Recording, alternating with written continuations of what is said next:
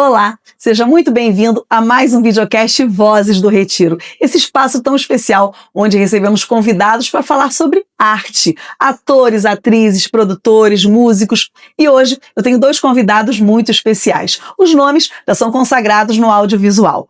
Sempre tem produções de sucesso. E agora estão com um documentário especial demais. Vocês vão entender por quê já já. Mas deixa eu dar as boas-vindas ao Pedro Brons e ao Roberto Berliner. Acertei? Acertei. Bem-vindos ao nosso Vozes do Retiro. Vamos contar logo pro pessoal o documentário que vocês acabaram de produzir, o Retiro Casa dos Artistas. Retiro a Casa dos Artistas. Conta pra gente, Roberto, como é que surgiu essa ideia e o que tem no nosso documentário? Essa ideia surgiu com o Pedro. Não sei exatamente como, mas um dia ele falou para mim.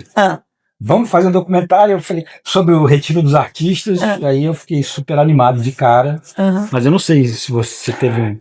Na verdade foi acho que foi um momento da pandemia, assim, sabe, um momento com poucas perspectivas e um momento muito difícil, assim, principalmente para o pessoal da classe artística, principalmente para o pessoal do audiovisual, que não pôde filmar, então acho que foi um momento de muita insegurança, incerteza e por algum motivo, talvez subjetivo, que eu não sei explicar, eu comecei a pensar no Retiro e eu já tinha conhecido o Retiro, já tinha feito uma filmagem lá e tinha ficado muito encantado na primeira vez que eu fui, né, e surgiu esse tema e imediatamente eu falei com o Roberto, né, e foi engraçado, que acho que da primeira vez que eu falei com o Roberto, assim, o Roberto tem um olho pequenininho, né, aí ele arregalou o olho, né, aí eu falei, porra, entendeu tudo, não sei falar mais nada, né, e o Roberto mergulhou na ideia, a gente já tem muitos trabalhos juntos, várias direções, enfim, montagem, muitas parcerias, e aí Aí o Roberto, que, enfim, já tinha trabalhado também com o Stepan, né, imediatamente, na hora, mandou um zap pro Stepan, né, e aí a gente começou o trabalho. Foi quanto tempo da ideia até tudo se concretizar? Quanto tempo de gravação? A gente filmou em 2024, sim, ao longo do ano. Em 2025 a gente montou.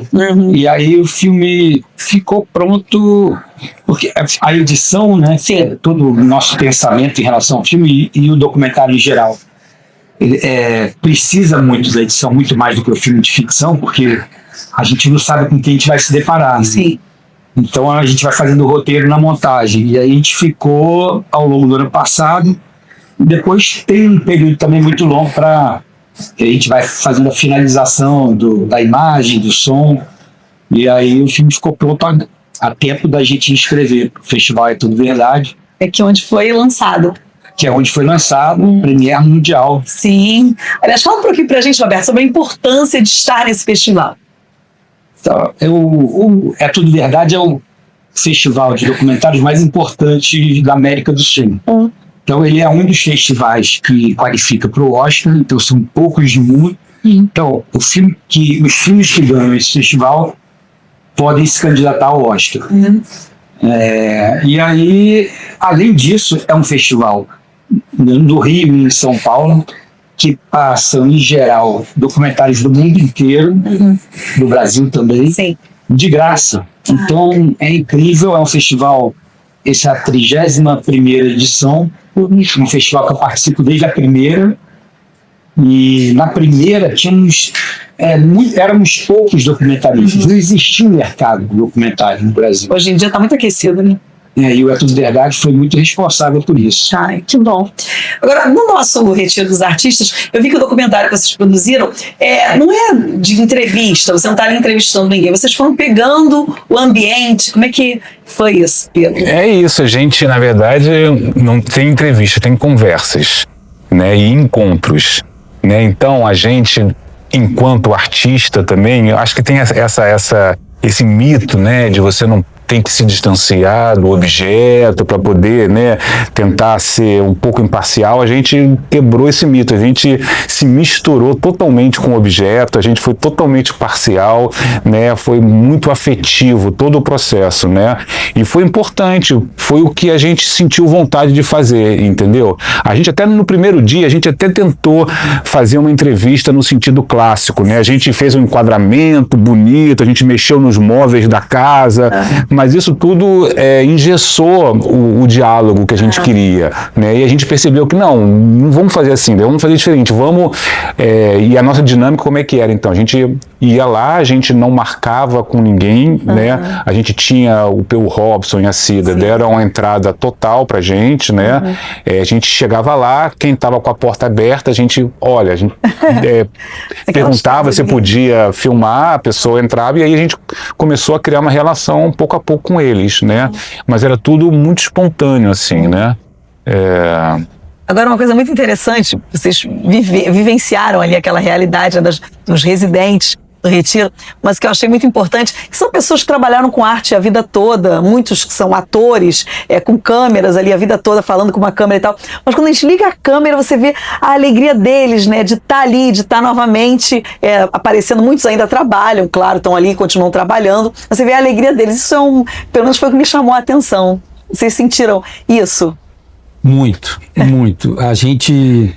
Foi tão bom de fazer, foi tão bom frequentar lá, a gente...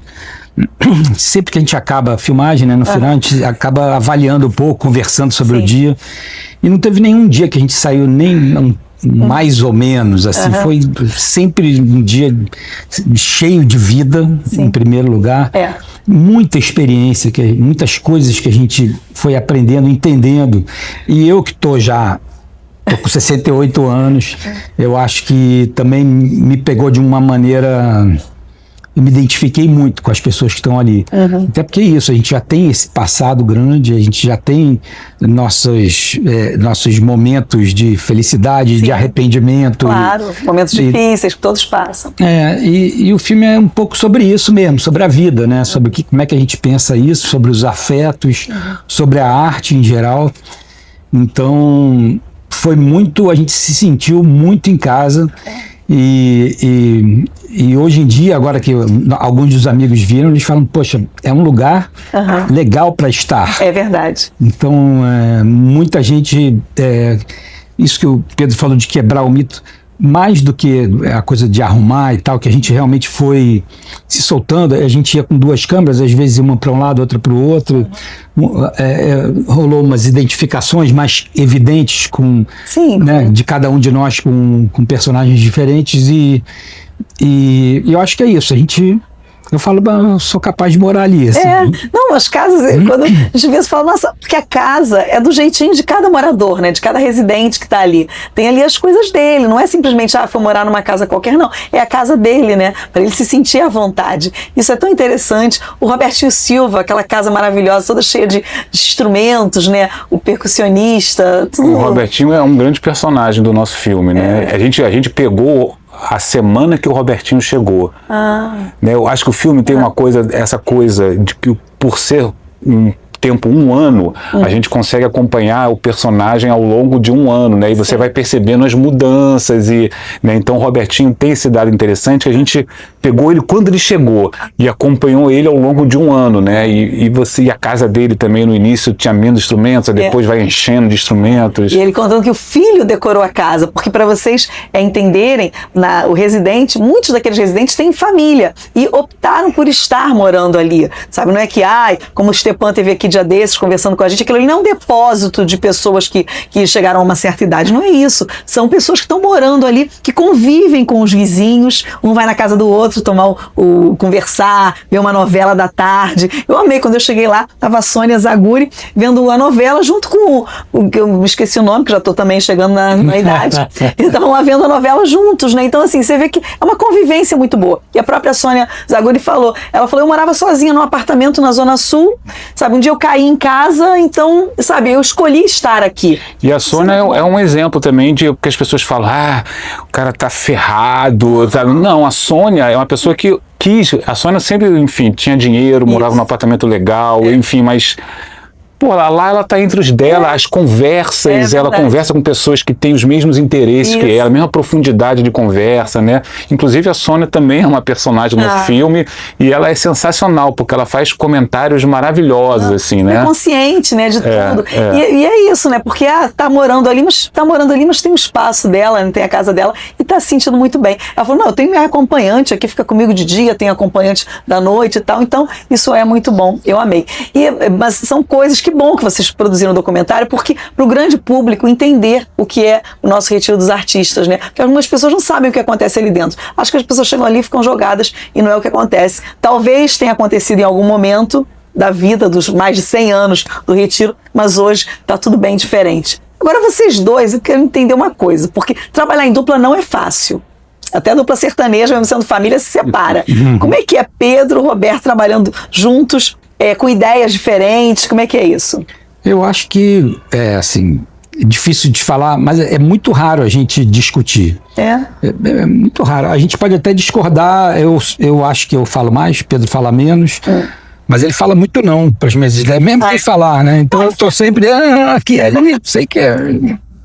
Ele é muito mais calmo, eu acho, e eu sou um pouco mais agitado. Parece que ele é o mais velho, né?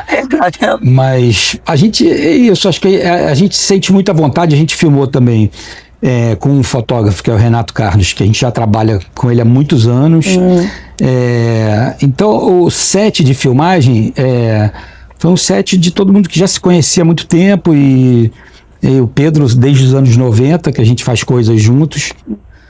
E separados também, a gente não é que nem dupla sertaneja, mas... É por isso que a gente faz tanta coisa, né? Porque a gente se separa, aí dá saudade, a gente volta. A gente fica lembrando só das coisas boas, né? É verdade, mas todo mundo tem, isso é normal. Ainda mais trabalhar junto, né? É normal em qualquer profissão, né? E vocês têm documentários que eu já vi do Herbert Viana, do Paralamas de Sucesso, maravilhoso, de... Beth Carvalho, teve da Beth Carvalho. Eu produzi e ele dirigiu. Por isso, mas documentário. O Herbert a gente dirigiu junto. Eu acho que tem coisa... O Circo Voador também, que eu vi. Circo, muito bom, para falar da história ali da criação do Circo Voador, aquele espaço maravilhoso da cultura brasileira, né? Bom demais. Isso é bom porque as cabeças vão se juntando. Sim. As ideias. Eu acho que na dupla, assim, acho que, sei lá, tem coisas que são negociáveis e coisas inegociáveis. Então, eu acho que a gente trabalha um pouco com isso, né? Tem coisas que você não concorda, mas são negociáveis. Sim. E tem coisas que você não concorda que são inegociáveis. Então, acho que a gente vai meio que navegando um pouco nisso, assim, né? Mas para fazer um documentário, porque a gente sabe muito bem que existe várias coisas, existe também recursos financeiros e tal. Um documentário que chega até vocês, de repente, que é uma ideia que não agrada muito. Mas, enfim, vamos lá, vamos investir. Se um não concordar, o outro respeita, como é que é? Sim. Quando um não quer, dois não brigam. Não dá para convencer. Não, a gente, assim, eu não me lembro disso ter acontecido. Acho que todos os projetos que a gente fez, esses que você citou, mais o Nise, que o Pedro... o filme da Nise Silveira, que aliás um filme com Glória Pires, que foi um sucesso premiado, muito comentado e foi um sucesso. A gente se envolve nos projetos que a gente acredita. E até agora... Provavelmente a gente já deve ter tido algumas ideias que a gente nem lembra, né? Que não foram pra frente. Mas em geral a gente foca em coisas que a gente ama, né? Os dois, e aí... E quando a gente diz, depois que a gente diz sim... Aí já era. Aí já era. É porque viajam, né? Aí embarcam. Aí acabou, aí não tem mais como voltar pra trás. Agora a gente falou muito de música. No documentário do Retiro, vocês também usaram muito a música, né? Como um recurso ali pra contar histórias. Muito, quer dizer, tem músicos incríveis lá, né? Então uma das nossas premissas era essa, dar espaço para que eles pudessem fazer o que eles mais amam, fazer o que eles fazem a vida inteira. Então o filme é recheado de arte dos artistas do Retiro. E personagens que se comunicam através da música, né? Acho que tem um que, o Mauro com o Tientino, que efetivamente se comunicava com a gente através da música, e o Robertinho, que tudo desembocava em música, né? Então a música está presente. A conversa já vai lá para a percussão. Conversou, pá, já começa. Aí começa, aí... Muito bom. Agora, claro que um documentário do Retiro, mas outros documentários também, vale muito pela memória, né? Porque a gente sabe que hoje muitas pessoas não querem nem ter cultura, né? Não querem nem saber, não querem... Mas um documentário fica para a vida toda, né? Por exemplo, minha filha de 2 anos e meio, daqui a 20, 30 anos, ela vai ver o documentário de vocês e vai entender muita coisa e tal. Isso acho que é o lado muito bom do documentário, né? Do cinema, né, em geral, quando é bom, né? Sim, que é ruim a gente... Porque aí é fundamental isso. Tem uma coisa, uma vez eu li uma entrevista do Caetano Veloso falando sobre música, porque cinema é uma coisa que, de alguma maneira, é temporal. O filme de hoje, ele retrata muito os dias de hoje. Você vê anos 80, 70, 60, já a música não, a música dos anos 60, você continua ouvindo milhões de vezes. Verdade. Mas um filme, quando você ama um filme, você vê 3 vezes, 4 vezes. É engraçado, mas é isso, preserva-se, conta-se um pouco a história de um... E hoje é muito legal a coisa do documentário, porque você pode se informar através dele. Isso. E de uma maneira interessante, rápida, e aí você vai se aprofundar ou não se o assunto te interessar. A gente até fala muito disso, né? Que a gente, nos nossos filmes, a gente não tenta se aprofundar a ponto de tentar, sei lá... Dar conta do assunto, porque é impossível. Se quiser, vai pra internet... Isso, estuda lá. Aqui você vai ver um filme e tal, e saber que essa história existe. Exatamente. E esse lugar, de alguma maneira, é encantado, né? Porque parece até que existe algum outro retiro de artistas em algum país aí, mas é muito raro. Assim como eu nunca vi retiro de engenheiros, né, de advogados. E tem essa coisa, né, do artista, não sei o que, o artista da família, então é aquele cara mais irresponsável e tal. E é incrível saber que fizeram um lugar então que dá conta disso, né? Que se em algum momento a gente precisa, aquele lugar estar ali para apoiar. Maravilhoso. E tem esse negócio do espaço da memória, né? Eu acho que o filme em si é um espaço da memória, mas esse filme do Retiro que a gente fez é um espaço da memória da memória. Sim. Porque as pessoas que estão lá lembram do seu passado. Tem uma sequência que para mim, ontológica nesse sentido, que é uma ex-vedete encontrando a Iris Bruzi, que também era uma vedete, e elas estavam conversando sobre uma conversa que elas não se veem há uns 70 anos, eu acho, né? Então elas falam de Walter Pinto, Oscarito... Uns nomes que a gente não conheceu, a gente só ouviu. Mas aí falam de tudo. E falam... é isso, elas falam, quem me representou você foi o Oscarito, tava Oscarito, o Walter Pinto... Colocou lá, falou que o Walter Pinto, pega essa menina que ela é legal. Gente, então, então isso é uma coisa tipo... Uns encontros assim... E fala de uma cultura muito passada e que realmente a sua filha, cara, Walter Pinto, Oscarito, que é isso, né? Aí ela vai ver e vai falar, mãe, quem era, né? Quem vai procurar pra saber tudo isso. Vai ser para elas século XVIII, assim, uma coisa muito... Imagina, são nomes que fizeram a arte, né? Sabe, que tem que ser lembrados, tem que ser falados, tem que ser conhecidos, até pelos mais novos, né? Vocês trabalham com documentários já há muito tempo, né? Quanto tempo, Roberto?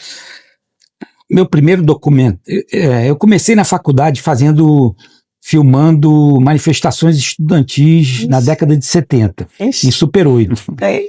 Melhor não perguntar quanto tempo. Aí logo depois, em 82, eu estava ali, eu era da turma do Circo Voador que fundou o circo. Era um dos 300. E ali, naquela época, eu achava que ia ser ator. Mas ali eu percebi que a gente estava vivendo um negócio muito bacana, e aí eu já estava muito dentro dessa coisa de fazer cinema e tal. Trabalhava no arquivo de imagens da TV Globo, e aí lá eu comecei a pedir câmeras VHS dos amigos que tinham dinheiro para começar a filmar, e comecei a filmar o Circo Voador. Então... e ali em 82 surgiu a minha primeira produtora, que chamava ANTV, que era só eu. E aí nos anos 90, né, Pedro? Pedro veio nos anos 90. Eu veio nos anos 90, eu sou da geração, enfim, sou mais novo, né? Alguns anos mais novo. Comecei como editor, né? Já comecei na faculdade, editor, e aí você vai escolhendo, né? Você vai entendendo seus caminhos, e aí caí na TV Zero em determinado momento, fez um trabalho junto e depois fizemos muitas coisas e eu fui sempre também me aproximando intuitivamente num primeiro momento de pessoas que eu achava interessante e todas elas acabaram sendo documentaristas, né? E aí isso acabou forjando, enfim, minha carreira, minha profissão e meu caminho. E quando eu vi, eu já estava totalmente, sem saber, já estava nessa. Agora, a forma de fazer o audiovisual hoje, com os recursos que a gente tem e tal, mudou muito, né? Como foi ir se aperfeiçoando? Ou vocês, porque na verdade foram acompanhando, né? O que vai surgindo, vai incorporando, como vai... Eu cheguei a pegar a moviola VHS, né? de Super 8, né? A moviola que era uns 8 milímetros, né? Que a gente ficava... E aí depois logo para o vídeo enfim, que não era, que era linear, né? Então a gente tinha que ocupar um espaço da fita, enfim, VHS era uma loucura montar. Aí a gente, Pedro, acho que já entrou, chegou a pegar. Você já era mais moderno? Eu peguei a moviola porque o pessoal mais de cinema, quando eu peguei, ainda fazia a moviola. Eu peguei o analógico, né, que veio antes do digital, né. Mas acho que respondendo a sua pergunta, o Adolfo Bloch, né, tem uma frase que eu acho Adolfo Bloch, né, também Jurássico, né. Trabalhei na Manchete. Então ele tem uma frase, que eu acho genial, que enfim, se eu te der uma caneta de ouro, teu texto vai ser melhor do que se eu der uma Bic. Entendeu? Então acho que isso resume um pouco. Acho que as tecnologias vão mudando, mas outra coisa. A gente estava falando de outra coisa. Porque assim, o conteúdo em si é o conteúdo que é produzido por vocês, né? O conteúdo é o mesmo. É que as formas de repente, se mostrar esse conteúdo, se produzir e tal, foram mudando, né? Por exemplo, o Super 8 era viável, só que a gente filmava 3 minutinhos, um rolo, aí tinha que revelar e tal. Aí quando veio o VHS e o vídeo em geral... Mas você pensava mais. Você tinha 3 minutos, mas você pensava no que você estava fazendo, entendeu? Diferente. Hoje você sai filmando pensava e não tinha como. Você comprava 3 rolinhos, cara. Não dá pra errar muito. Mas de qualquer maneira era possível fazer. Aí a gente tinha que cortar aquela coisa da moviolinha e depois o vídeo, que aí a gente perdia a qualidade e tal, mas fazia. Era uma coisa muito rudimentar, mas era possível também. Sim. Então, e agora muito mais fácil. Agora filma no celular, edita no celular. Tudo, é impressionante. Mas assim, quem faz de novo. E quem não faz, continua sem fazer. A forma de contar a história é para quem sabe contar a história, né? Independente dos recursos que existem, né? Quem sabe fazer, sabe. Os filmes não ficaram melhores. Exatamente. Não, eu acho que até teve um lado ruim, que eu que falo, que hoje em dia qualquer um vai lá e produz qualquer coisa e joga por aí, né? Tipo assim, não é mais tanta qualidade como existia, talvez, quando pessoas profissionais mesmo que iam lá e faziam. Acho que mudou um pouco, essa é a parte ruim. Mas claro que tem a parte boa, que você vai lá no computador e faz tudo. O acesso é fantástico, né? Esse salto que, em termos de acesso que o digital permitiu, e depois as ilhas de edição. Quando eu comecei, quando eu era operador de edição, uma ilha de edição era uma fortuna, custava R$100, R$120 a hora da ilha que eu operava, né? Então isso... Foi assim que a gente se conheceu, foi. Foi onde vocês se conheceram? Ele operava... Eu mexia numa máquina na ilha e ele chegou com um vídeo e a gente... E aí começou essa parceria. Né? O videoclipe do Gabriel Pensador. Era esse verdade, porque eu vi que o Roberto me fez vários videoclipes. Muito. Skank, nem Mato Grosso. Paralamas. Foi um monte e foi fundamental, porque nos anos 80 eu conheci muitos desses artistas no circo. E nos anos 80 era difícil ganhar dinheiro, sobreviver. E aí eu já tinha essa produtora chamada MTV, então eu comecei a fazer... Os videoclipes. Eu já me lembro que eu via muito videoclipe na MTV. Então, Roberto fez vários desses clipes. Lembro que eu sou um pouco mais nova, eu via a MTV para ver os clipes, via ali os mais e tal, para conseguir ver, e era ali que a gente acompanhava os lançamentos, tudo isso que hoje em dia a gente nem vê mais. São produzidos, mas São, e tem milhões de views, que a gente não... Enfim, tá lá no YouTube, tá tudo, o nosso videocast também tá no YouTube, todo mundo vendo. Mas a gente tá falando sobre essa questão dos equipamentos que a gente usava. Eu me lembro que desde novinha eu sempre trabalhei em rádio, né? E rádio, quando eu entrei em rádio, era um cartucho que a gente usava, qualquer comercial, qualquer vinheta era com um cartucho imenso. Hoje em dia é tudo no computador, você aperta uma telinha, tudo acontece. Você editar uma matéria, era também naquele fitão, você cortava, grudava lá o durexzinho e tal para conseguir, na manchete foi assim que eu trabalhava, mas hoje em dia é tudo uma facilidade, né? Sim. Isso é muito bom, é os recursos que a gente tem hoje para conseguir produzir tudo isso. Agora eu quero saber o seguinte, em questão de documentário você trabalha com histórias reais, né? Porque um filme que você produz no cinema e tal, ele pode viajar um pouco, mas o documentário é uma história real. Como é que é essa diferença na cabeça de vocês? Eu até fiz filme de ficção, por exemplo, o filme da Nise, né? Sim. Mas era baseado numa então, história quando outros projetos que eu fiz uma comédia, que foi Júlio Sumiu, que era uma comédia e tal, que a gente foi elaborando o roteiro, que não tinha nada do real.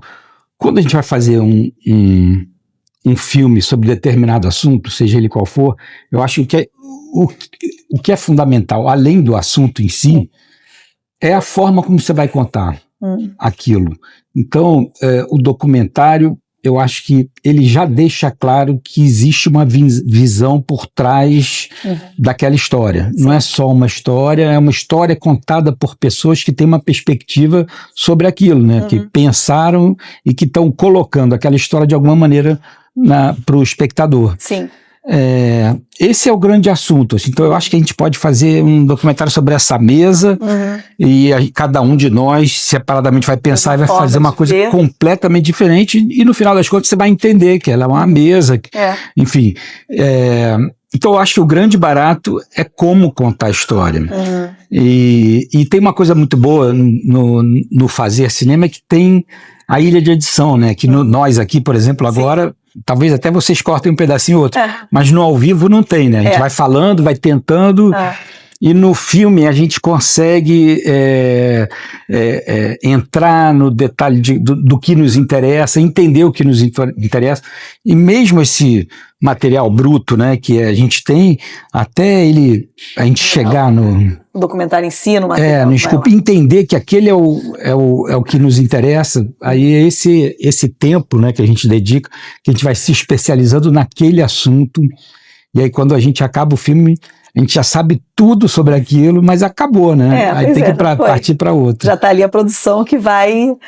O Antônio Carlos da Fontoura, eu me lembro que o Jacques Chouis, que é um fotógrafo que também trabalha muito com a gente, ele fez um filme com ele, e aí no último dia eles cortaram, acabou, ele falou: Jacques, agora eu já sei tudo que eu tenho que fazer nesse filme. Pena que eu já fiz. Pena que já fez. Não ia fazer de outra forma. Exatamente. É sempre assim, as ideias vão surgindo, né?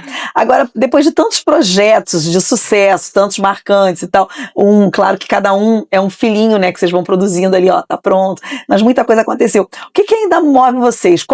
Terminou Retiro, vocês já pensam numa próxima história? O que move vocês para contar uma história? Acho que tudo, né? Às vezes acontece, por exemplo, como o Pedro veio com essa, ou sei lá, o circo. Eu estou agora filmando o Cidade Partida, que é um projeto, né? Em 93 o Zuenir foi para Vigário Geral, logo depois da chacina. Sim. E ele foi para fazer umas entrevistas e acabou virando um livro muito importante, que é esse Cidade Partida. E eu também fui para lá. Eu estava lá na mesma época que ele. E quando ele lançou o livro, em 94, a gente combinou que eu iria fazer aquele filme que eu estava filmando, ia ser o Cidade Partida, o filme. A gente comprou os direitos e eu não consegui dinheiro para fazer. Aí passaram-se 30 anos, eu encontrei com a Isabela, estava almoçando com a Isabela, e aí a Elisa Ventura, filha do Zuenir, chegou na mesa, aí começamos a conversar, ela falou: vai fazer 30 anos e eu tinha um monte de material guardado para aquele filme que não aconteceu. E aí começamos a reativar esse projeto, e agora eu estou filmando lá em Vigário Geral. Cara. Então, e esse, por exemplo, é uma coisa que estava aberta na minha vida ali há anos. Tinha que resolver. O Circo Voador também, de alguma maneira, foi isso, né? E aí agora tô voltando lá, Vigário, está sendo lindo. Eu até falo, volta e meia que eu falo sobre isso com o Pedro, eu falo, tem muito a ver com Retiro também, que eu estou dentro de um lugar, de uma comunidade. Sim. Acho que o que move, acho que é a curiosidade do mundo, assim, né? Acho que o documentarista é essencialmente um cara curioso, né? Eu acho que o que move é a curiosidade, assim, né? E a vontade de fazer e de se comunicar também, né? De se comunicar com as pessoas, né? De estar no mundo, né? É uma forma de estar no mundo. É verdade. Né? Claro que todos os documentários têm o seu valor, têm a sua questão. O do Retiro, eu acho tão importante, porque a gente fala tanto de Retiro, a gente sabe que é aquela instituição, mais de 100 anos, tanta gente já passou por ali e tal, e às vezes a gente vai procurar algum conteúdo sobre o Retiro, a gente não encontra tanta coisa assim. Claro que eles lá têm muito material, né? A gente até conversou dia desse aqui com o André Arteste, o Marcos Montenegro, eles estão também escrevendo um livro sobre o Retiro dos Artistas, personagens fictícios, mas baseado em tudo que eles encontraram lá, de arquivos no Retiro dos Artistas. Eles falam que era cada história que eles têm lá, de pessoas que já moraram e tal. Então, quer dizer, você contar a história do Retiro, entrevistar, mostrar os residentes, isso aí acaba sendo uma coisa importante, acho, para a arte como um todo, né? Eu acho, essa coisa, esse movimento, que eu acho que sempre teve, mas agora está mais forte, das pessoas entenderem que as pessoas não estão retiradas. Sim. E isso, acho que o nosso filme, o título já fala também, né? Retiro é a casa dos artistas, que agora eles estão lá e agora eles talvez não precisem se preocupar tanto com a subsistência e eles podem fazer a arte que eles quiserem, Sim. entendeu? Então tem e essa potência dessa época da vida. Eu falo muito que como se fosse uma adolescência invertida, que agora, para mim, eu tenho uma adolescência até o final, sabe? Então, eu acho que eles também, alguns têm uma pressa, dá uma energia extra da gente querer fazer coisas, né? Isso que você falou, uma coisa da subsistência, uma coisa que eu vi isso acontecer na minha casa, assim, né? O meu pai teve 4 filhos, meu pai sempre teve uma veia artística muito grande, mas ele sempre teve que se virar para arrumar dinheiro, né? E eu acho que e ele ficou muito deprimido em determinado momento da vida, porque a batalha era muito grande e chega um momento que ele caiu, assim, né? E no final da vida dele, aos 77 anos, ele começou a pintar, né? E virou um pintor, né? Espetacular. Não é porque é meu pai, não, mas já faleceu, né? Mas tinha na obra dele, tinha alma, tinha profundidade. Você via aquilo ali, né? E ele pintou a infância dele. O tema dele era a infância dele, né? Então, e aí porque ele estava livre. Isso, mas é por isso a pessoa passa a vida toda se preocupando com isso, com sustentar a família, onde que eu vou arrumar o dinheiro, onde que eu vou trabalhar, procurar um emprego. Então, é tanta preocupação que eu acho que deixa esse lado. Fica reprimido. Fica aí chega uma hora que consegue, como os nossos residentes. Ou fica deprimido, né? Ou fica deprimido. Não consegue soltar nunca esse lado que está lá guardadinho, né? Mas a gente falou dos nossos residentes, porque aqui no nosso videocast temos um quadro que é o Fala Residente. Vocês estiveram lá, mas nós também estivemos lá no Retiro dos Artistas e todos os nossos episódios a gente tem a história de um residente, saber como é que ele tá, como é que tá a casa dele, enfim, a gente vai até lá, que é o nosso Fala Residente, e acompanho você e convido vocês a nos acompanharem. Vamos ver? Bora! Oba. Fala Residente. Depois disso, eu fui muito ativa na regulamentação profissional. As pessoas dizem que eu sou o estupim, não é nada disso. Aconteceu no começo, numa hora que estava todo mundo junto. E todo mundo querendo a mesma coisa. E isso faz a força. Era uma assembleia de 800 pessoas. Não tinha televisão, não tinha mídia, internet, não tinha nada. O produtor, naquela época, tinha que fazer um texto. Olha como era.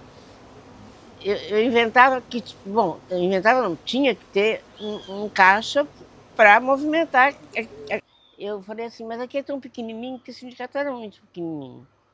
E como é que eu posso ajudar, mas como é que eu faço? Ele disse, não, você vai para tua casa, eu pago o teu telefone, que eu sei que você vai usar muito, e você vai organizar essas coisas que têm que ser organizadas, que a gente não pode, porque a gente não tem um corpo físico para isso. Eu fui para minha casa e naquela época que a gente fazia produção, fazia marketing, porque você escolhia os textos, pegava entrevista, aí ligava para os colunistas, eu quero tal, Aí tinha um motoboy que ia levar na casa dele o texto. Então,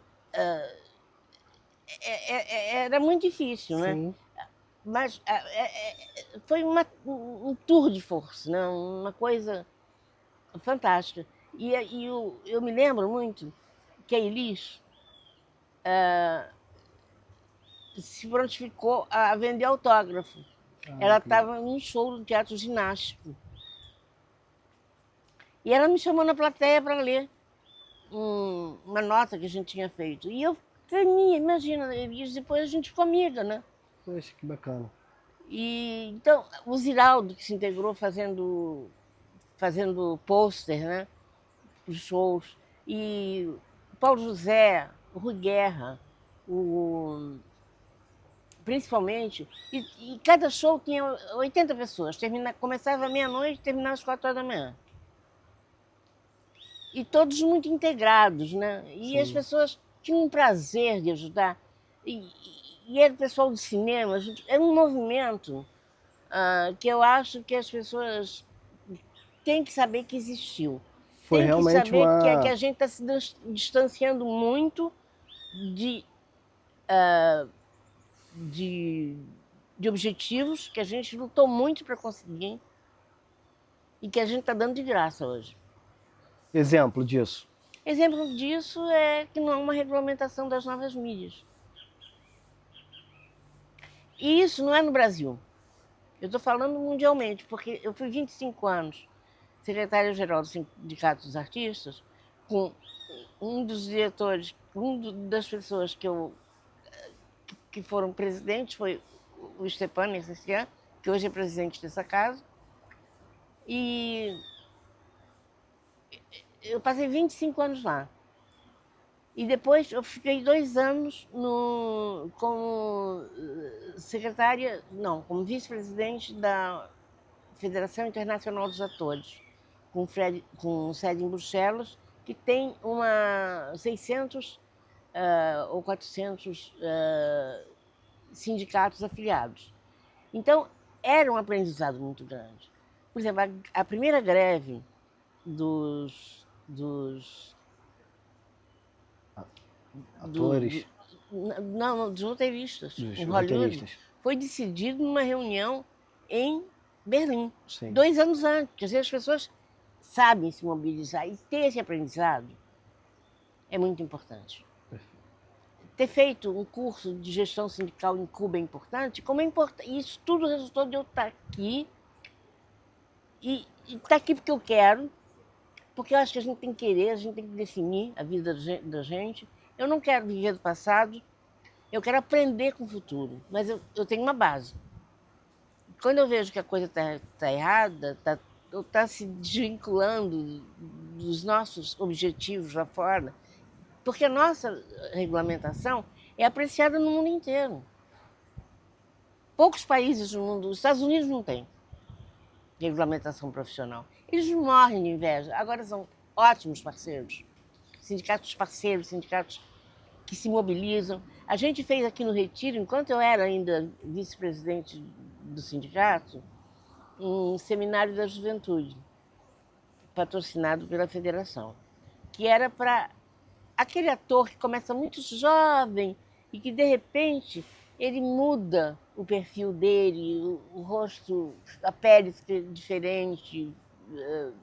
Ele era muito bonito, ele virou e que não foi explorado esse outro lado dele. A gente começou a fazer um curso em parceria com a Sonaira Dávila, com o Estudo dos Atores, para reciclar essas pessoas, para colocá-las no mercado de novo, mas não procurando aquilo que eles foram, que eles eram agora. E a gente, eu acho que, enquanto 60 mais, tem que partir para pensar que a gente tem que reciclar essas pessoas.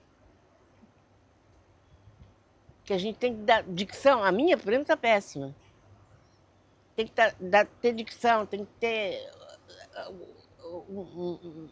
um contato com as novas tecnologias, que hoje você não precisa fazer aquelas... falar alto, por exemplo, né? Teve uma assembleia na OIT,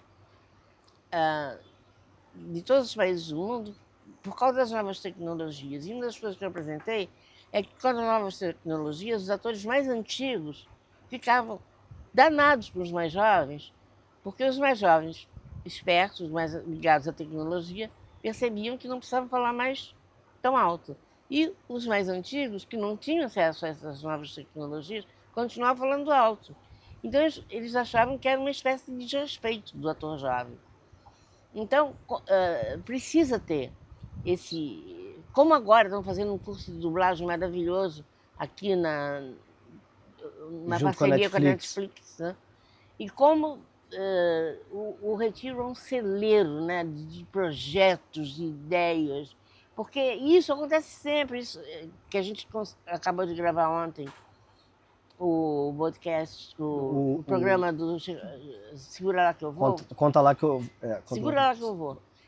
Que vai ser uma edição especial para o Fantástico. Isso acontece todo dia. O Robson é responsável por uma programação cultural muito ativa, muito importante. A Cida é a pessoa que põe a mão na massa. Essa casa que a Marieta fez, que me deu, e deu a 7 pessoas, é de um capricho. E eu fiquei espantada, porque quando eu vim morar aqui, eu via, eu já falei isso até, Sim. que a Cida arrumando uma casa. Eu não sabia que aquela casa era minha. Né? Mas eu fiquei encantada, né? Com capricho, com detalhe, sabe, com aquele abajurzinho. E é tudo uma coisa com de intuição. Carinho, né? O Retiro é um lugar que acolhe. Perfeito. Dizer que o Retiro é o fim, como se antigamente se pensava, é a maior besteira que se fala na vida. O Retiro é lugar de recomeço. O Retiro é lugar de acolhimento. O Retiro é lugar de construir uma rede de apoio com a sociedade civil, para que haja outros retiros em outras partes do Brasil e do mundo. Esse foi o nosso Fala Residente. E aqui no nosso estúdio, videocast hoje, recebendo 2 convidados muito especiais, Pedro Brons e Roberto Berliner. Sabia que eu ia errar no Roberto, tá vendo? São documentaristas, produtores, diretores e produziram um documentário muito especial sobre o Retiro, que é o Retiro A Casa dos Artistas. E a gente já falou muito sobre o documentário, claro que ainda tem muito assunto para falar, que a gente não tem tempo para falar de tudo, porque o Roberto e o Pedro, além do documentário do Retiro, são produtores do audiovisual, já produziram tanta coisa interessante, tanta coisa boa. E eu queria saber, porque a gente tem um quadro aqui no nosso videocast, que é o Conta Aquela. É um quadro em que eu queria saber alguma curiosidade de alguma coisa, algum documentário, alguma arte que vocês produziram, pode até ser do Retiro, de repente alguma curiosidade. Vocês falaram, olha o que aconteceu aqui, isso aqui eu não vou esquecer nunca e tal. Tem alguma, Roberto, que você lembre? Puxa, deve ter... Não, é que a gente já passou por tanto. Imagino. Então, eu vou dizer uma. Enquanto o Roberto lembra, se conta. Tô achando que o Pedro tá um pouco vermelho, vocês não estão reparando? Acho que ele lembrou de alguma coisa. Picante. Não, é uma coisa curiosa Conta. que aconteceu agora, né? A gente, Retiro tem 53 moradores, muitos, né? A gente filmou mais de 30 moradores, né, ao longo desse processo. Só que quando você faz um filme, você filma muito mais do que você pode botar, claro, né? E você também, chega uma hora que você tem que fazer escolhas, você não pode botar todos os seus personagens, não dá. Não é uma novela, gente. Não dá, né? Então, a gente fez o filme do Retiro, né? E chamou chamou para estreia Estação Net, chamou os moradores do Retiro, né? E a gente foi obrigado, né, por conta da narrativa, do tempo, né, a gente foi obrigado a tirar muitos personagens, né. Ih, eles ficaram arrasados. Putz, me conta, Pedro. Deles, então, é uma fofoca, né, mas com toda a razão, porque talvez tenha faltado uma inabilidade nossa de comunicar e de preparar e de falar, olha, entendeu, mas a gente, enfim, mas muitos apareceram muito menos, outros apareceram só, enfim, como figurantes, sim, mas Um deles, né, o André, que é uma pessoa maravilhosa, que a gente gosta muito, que fica super legal e infelizmente não estava no filme, ficou super chateado e no dia da estreia se levantou, reclamou na frente de todo mundo, recitou uma poesia, Foi lindo. Foi lindo, foi aplaudido, mas foi uma coisa que nunca tinha nos acontecido, a mim nunca tinha acontecido, foi super curioso e nos fez refletir também, Sim. continuar refletindo sobre a vida, né? Boa, Pedro, Mas é isso, gente. Acontece. A gente não pode deixar, enfim, de fazer uma dedicatória especial pro André, que é uma verdade. figura maravilhosa, que recebeu a gente, contou a história, mas que infelizmente, de verdade, a gente não pôde... A gente teve que tirar do filme por conta da duração, da narrativa, né? Mas, André, nós te amamos para sempre. Verdade, André. E mais uma coisa. Um dia a gente vai fazer alguma coisa. Eu imagino como é que vocês ficaram. Ai, essa fofoca foi boa. Foi. E foi lá na frente, foi na hora do debate. E você, Roberto, lembrou de algum bastidor, alguma história? Puxa vida. Desse ainda não, mas tem uma coisa muito interessante que aconteceu quando eu fiz um filme sobre 3 irmãs cegas da Paraíba, cantadoras, há mais de 20 anos. E aconteceu que elas eram 3 mulheres muito pobres, cegas, que viviam em Campina Grande, e elas eram, de alguma maneira, humilhadas pelas pessoas, na rua, pela fragilidade delas e tal. E eu conheci elas fazendo um programa para televisão que chamava Som da Rua, que eram mini documentários sobre músicos muito interessantes, mas anônimos. E aí eu fui para Campina Grande, e quando eu cheguei lá para filmar com elas, elas não tinham mais o ganzá que elas usavam para acompanhar a cantoria. E aí eu pedi para a produção ir comprar os ganzás, e enquanto eles foram comprar, eu comecei a conversar com elas, e aconteceu uma coisa incrível, que, enfim, teve uma ligação, não só minha, da equipe como um todo, e eu voltei e fiquei 7 anos Caramba! filmando elas, que o resultado foi esse filme. E uma delas se apaixonou por mim. Ih, meu Deus! Pois é. E isso é uma coisa assim que, de alguma maneira, a gente se apaixona pelos nossos personagens, pelas pessoas, porque a gente dá valor àquilo. Sim.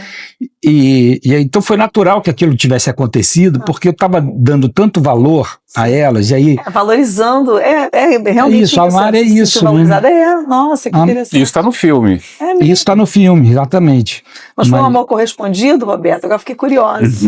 Eu já estava casado já com a minha esposa. Pois é. Aí levou a esposa lá depois só para dar uma... Entendeu isso, Roberto? Entendeu? Ela foi lá, eles se conheceram, entendeu que era um outro tipo de amor.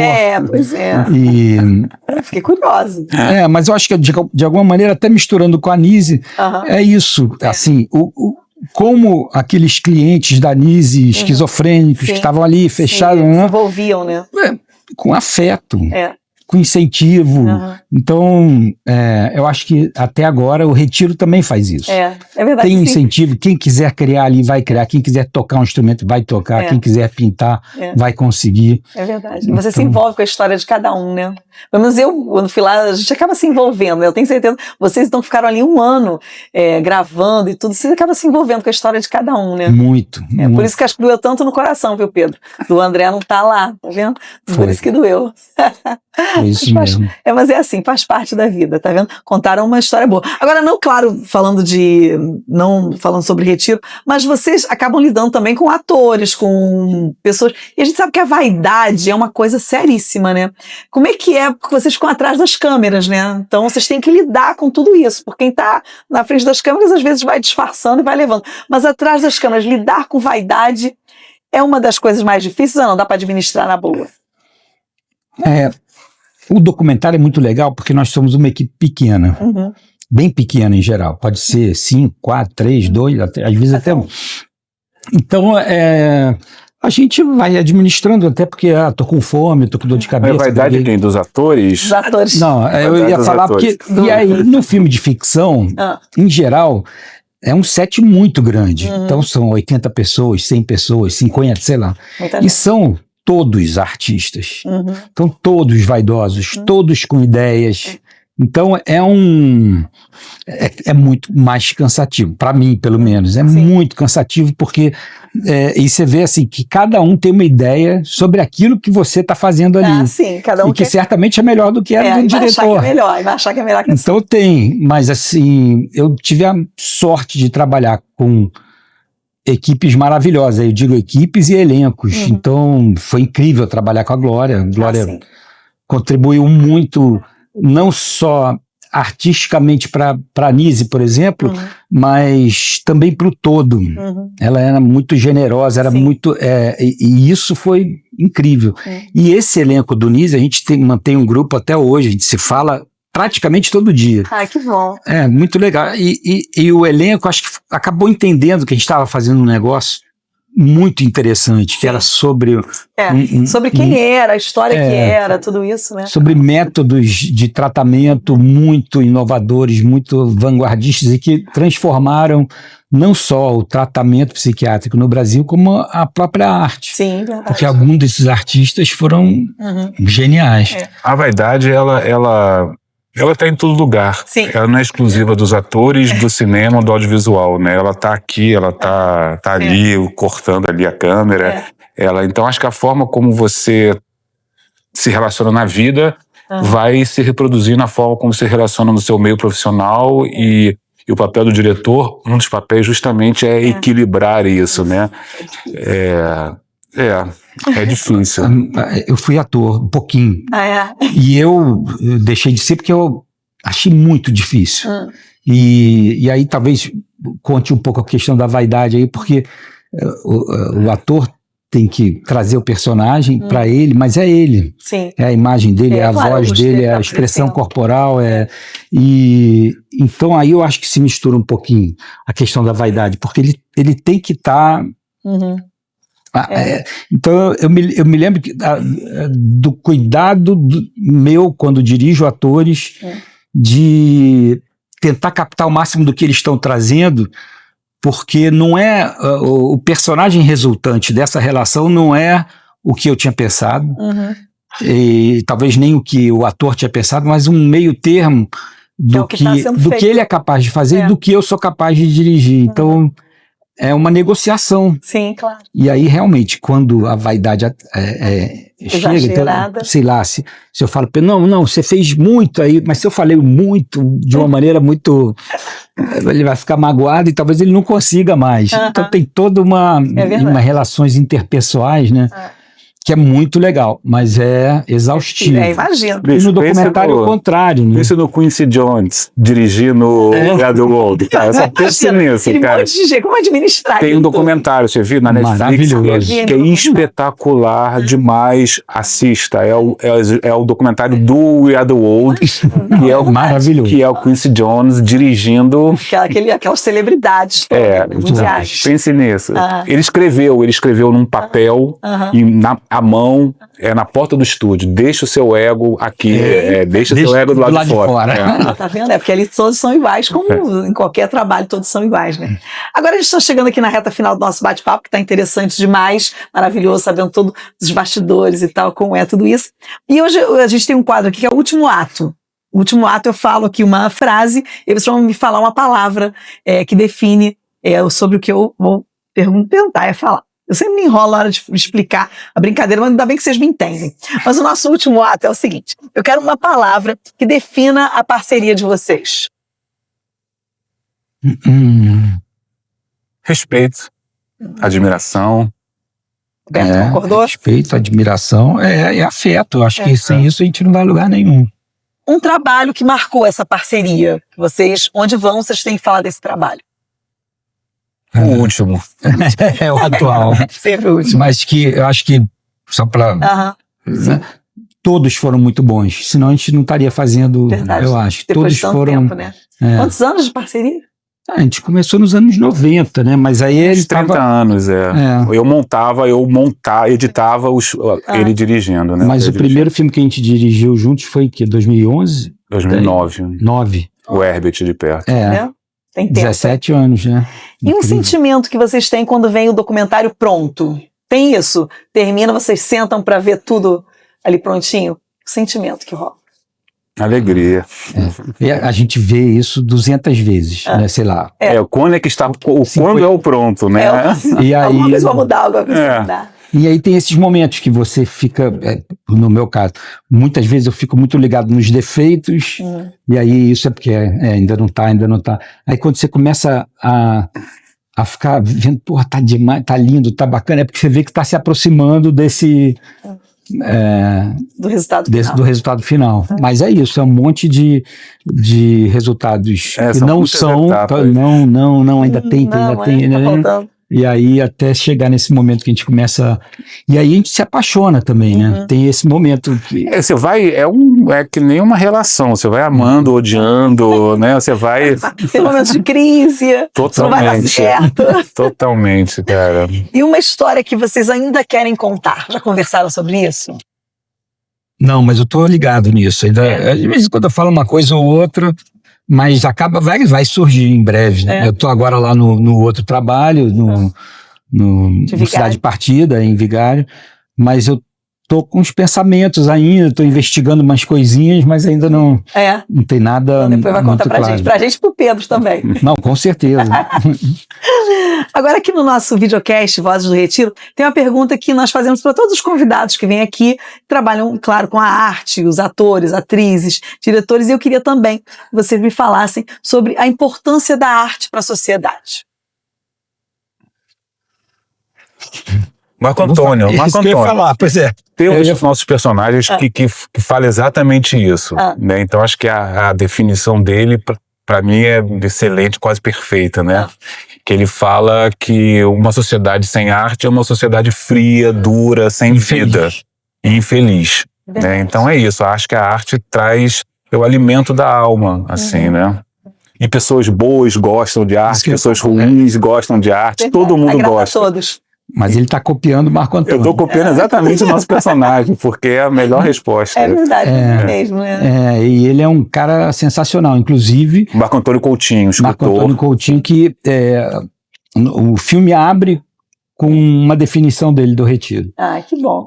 Tá vendo, gente? Vou ter que me despedir, que o nosso tempo tá acabando, mas foi bom demais ter vocês aqui. Quero agradecer muito Pedro Brons, Roberto Berlier. Pode ser de qualquer Berlim. Berlim. Gente, eu vou acertar. Pode falar de Berlim. Tá bom. Isso, Berlim, pronto. Roberto Berliner, Pedro Brons, parabéns pelo trabalho de vocês. Obrigada por falarem do nosso retiro. Obrigada mesmo. E obrigada por falarem tão bem de arte, por esses documentários maravilhosos que estão aí para que todos possam assistir e entender um pouco mais de várias histórias. De repente você gosta, você ainda não entendeu, vai lá e assista. Queria falar uma coisinha que eu não falei. O nosso filme existe muito graças ao Sesc, que ajudou. Sim. E entrou no Retiro também. Canal Brasil, Sinapse E é uma produção da TV Legal Zero. Visual. E a TV Zero e Pela Madrugada, uma coprodução que é a produtora do Pedro. Que bom, gente. Então, claro, obrigada a todos os parceiros, porque sem parceiros a gente não é ninguém na vida. Então a gente precisa muito, e são parceiros que acreditam na arte, que acreditam no talento. Isso aí a gente tem que reconhecer sempre. Obrigada. E acreditamos no Retiro. Isso, muito, muito. Obrigada a vocês e obrigada a você que ficou com a gente em mais um videocast Vozes do Retiro. E eu quero agradecer aos nossos parceiros, agradecer a Granfino, ao Sesc, Prevent Sênior e Clínica de Olhos, Avenida Rio Branco. Obrigada pelo carinho de todos vocês e obrigada a você que esteve aqui com a gente. Deixe seu comentário, você que acompanha a gente nas redes sociais. Aqui está sempre o nosso @ Vozes do Retiro. Então deixa aí seu comentário. Vocês querem divulgar algum @? Vocês estão ativos em redes sociais? Como é que é isso? TV Zero. TV Zero, tem o site, tem e-mail, então. tvzero@tvzero.com, sem BR. Pronto. Mas estamos aí, tem vários filmes que vão acontecer por aí. Isso mesmo. Então é isso, gente. Foi o nosso Vozes do Retiro. Obrigada pelo carinho de vocês, obrigada por estarem aqui com a gente e obrigada a você que ficou com a gente em mais um episódio. Em breve tem mais gente, mais convidados especiais por aqui, tá certo? Tchau, tchau.